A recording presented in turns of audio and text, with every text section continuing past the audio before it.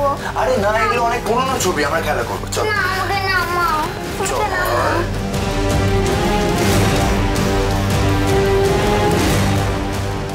চল। হা করে কি দাঁড়িয়ে দেখছেন? বললাম তো আসতে আপনাদেরকে। প্লিজ চলে যান আপনারা। প্লিজ প্লিজ সরুন সরুন, লিভার তাড়ো।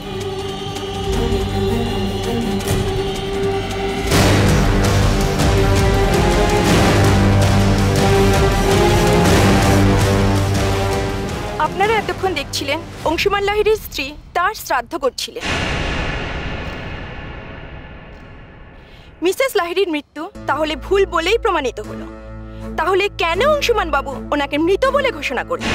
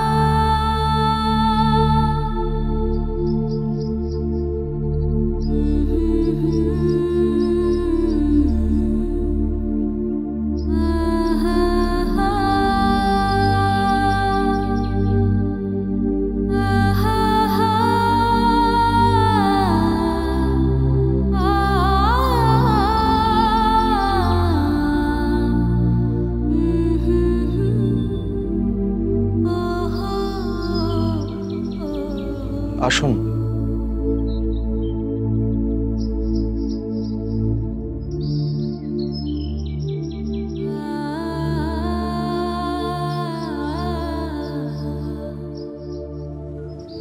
আর পিছন ফিরে তাকাবেন না প্লিজ। একজন মানুষ কি তার অতীতকে পিছনে ফেলে রেখে আসতে পারে না? তারও তো বাঁচার অধিকার আছে।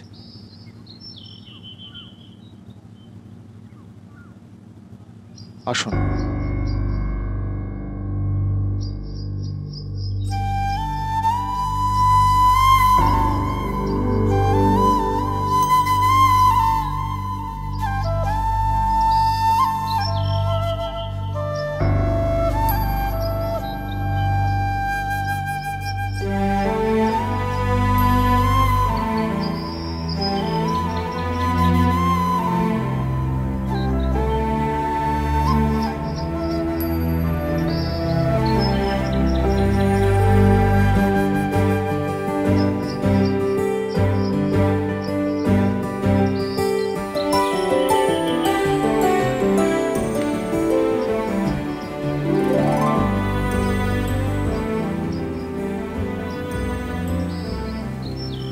কি দেখছেন? কি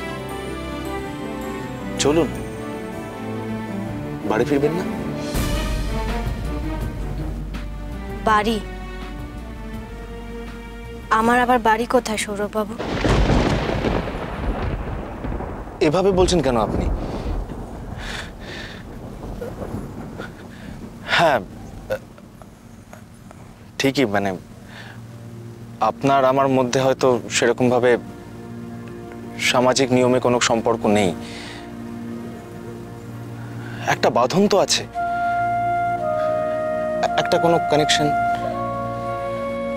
এত বড় বড় কথা আমি বুঝতে পারি না সৌরভ বাবু। শুধু জানি এত বড় একটা মিথ্যে বলে ও বাড়িতে থাকা সম্ভব না। এর আগেও আমি মিথ্যে বলেছি ভালোর জন্য, কিন্তু তার ফল ভালো হয়নি। এবারও হবে না। আচ্ছা ঠিক আছে, এখান থেকে অন্তত চলুন। দেখতেই তো পাচ্ছেন এখানে তাড়া করা লোকের অভাব নেই।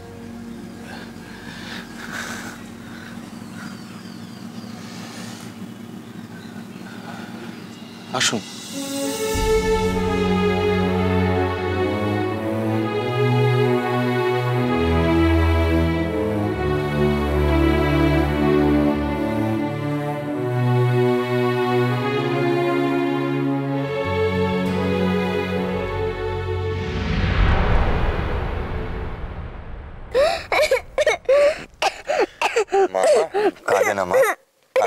ওষুধটা খেয়ে নাও, শরীর খারাপ করবে।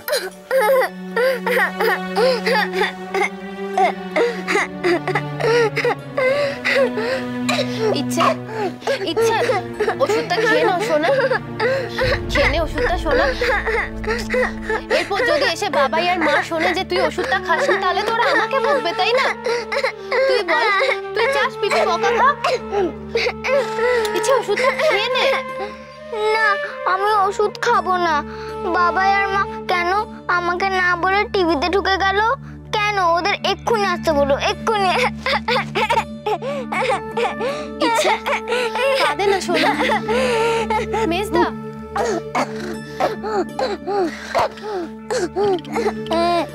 মেজদা তুই দেখ, ইচ্ছা কেঁদেই চলেছে তখন থেকে। এবার তোর শরীরটা খারাপ করবে, তাই না? আর তার মধ্যে ওষুধটাও খেতে চাইছে না। আর আর এই বাড়িতে যা যা হলো সেটা তো ছোটদাকে একবার জানানো দরকার। তুই তাড়াতাড়ি ফোনটা কর।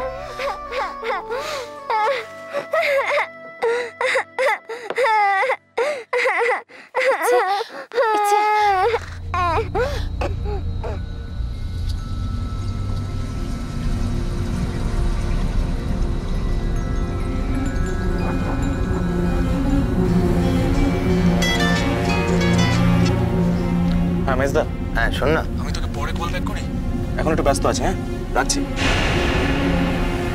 গাড়ি তো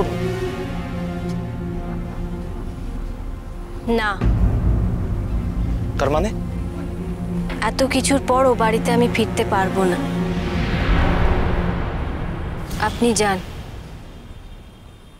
আমি যাব না।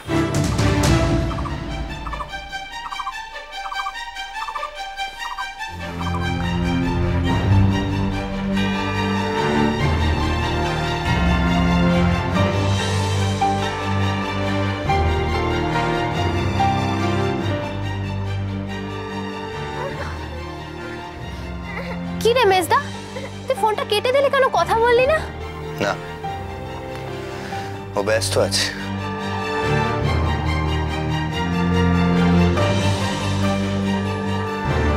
সৌরভ আমাকেও বললো না যে মেয়েটা বিবাহিত। অসম্ভব, এত বড় মিথ্যে কিছুতেই মেনে নেওয়া যায় না। এত নিচে ওরা নামলো কি করে? যতবার ওই মেয়েটা নকল কিনা এই প্রসঙ্গে কোনো কথা উঠেছে, ততবার একটা করে নতুন অজুহাত ওরা খাড়া করেছে, শুধু নিজেদের বাঁচাবে বলে। না বাবা, অসম্ভব, শাস্তি ওদের পেতেই হবে। এত বড় অন্যায়কে প্রশ্রয় দেওয়ার কোনো মানেই হয় না। আমার বাড়িতে মা কালীর মন্দির, আর সেই বাড়িতে এত অনাচার অবিচার। ছি ছি ছি ছি, অন্যের স্ত্রী, স্বামী মারা যাওয়ার পর তার শ্রাদ্ধও করেছে, সে কিনা এ বাড়ির বউ সেজে এখানে লুকিয়ে থেকে। ছোট ঠাকুরপো এত বড় অন্যায়কে প্রশ্রয় দেওয়ার সাহস পেল কোত্থেকে? আমাদের কথা না হয় বাদই দিলাম, নিজের মেয়েটার কথা একটা বারও ভাবলো না।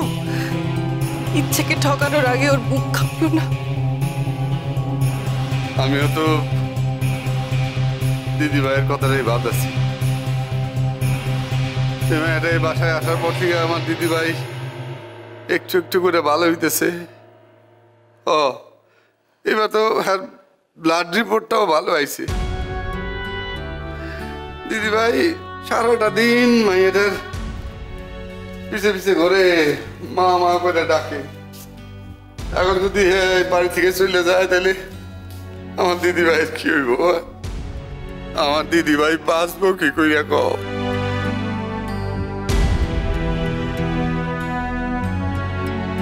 এটাই তো আপনাকে ভাবতে বলছি আমি। আপনি কি নিজে বুঝতে পারছেন আপনি কি বলছেন? পারছি, বুঝতে পারছি, কিন্তু লোক ঠকিয়ে কারুর কোনোদিনও ভালো হয় না সৌরভ।